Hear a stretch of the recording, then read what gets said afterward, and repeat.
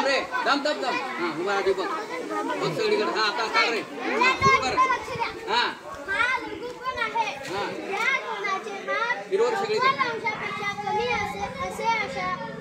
असेल अशा कोणास लघु कोण असे म्हणतात.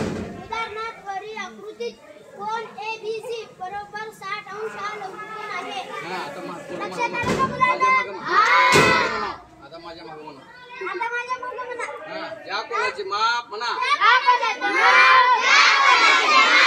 90 अंशापेक्षा